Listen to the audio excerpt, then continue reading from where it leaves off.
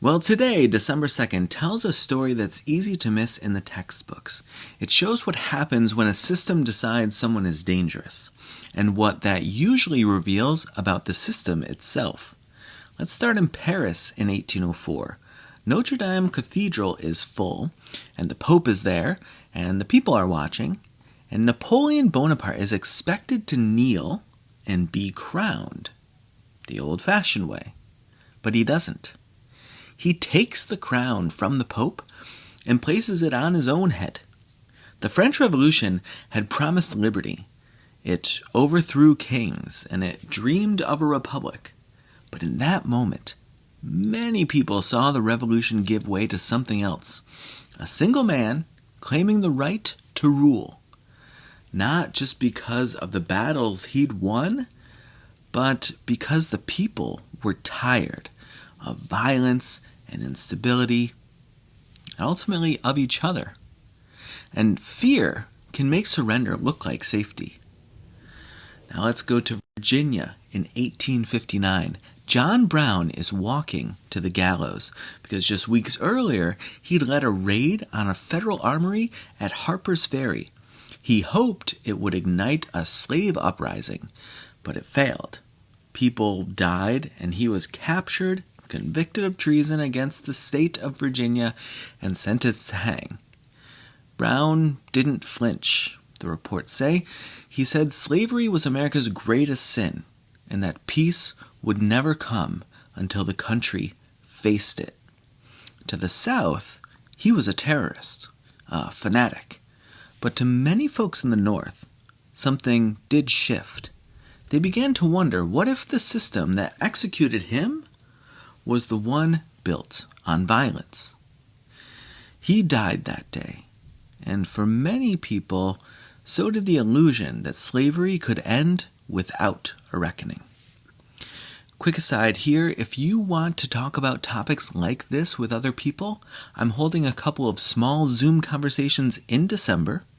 You can find details through the link on my profile. Alright, back to today's video. Let's head to Washington in 1954. A very different kind of trial. Senator Joseph McCarthy had spent years accusing Americans of being secret communists. He fed suspicion, he ruined reputations, and wielded fear like a weapon. Most people were too scared to speak out until December 2nd. That day, the U.S. Senate finally voted to censure him. A formal condemnation of his conduct. So he wasn't jailed, and he wasn't silenced, but the spell began to break. So 3 men, 3 moments, but one through line. Napoleon crowns himself and is called a savior. John Brown fights slavery and is labeled a traitor. McCarthy fuels panic and is trusted for far too long. And in each case, someone was branded dangerous. But the real danger, the one we only see in hindsight, was what those labels helped preserve. And right here in 2025, we're still hearing those labels.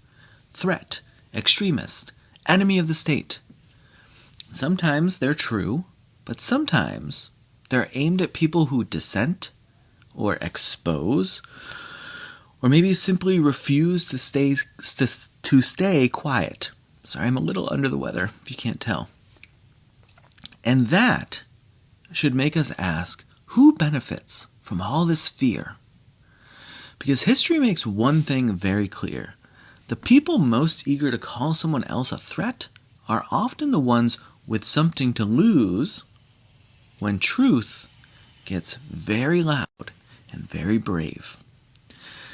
So before we let today's powers decide who's dangerous, we might want to ask what they're afraid of, and whether the people we're told to fear are the ones we'll one day thank for telling the truth.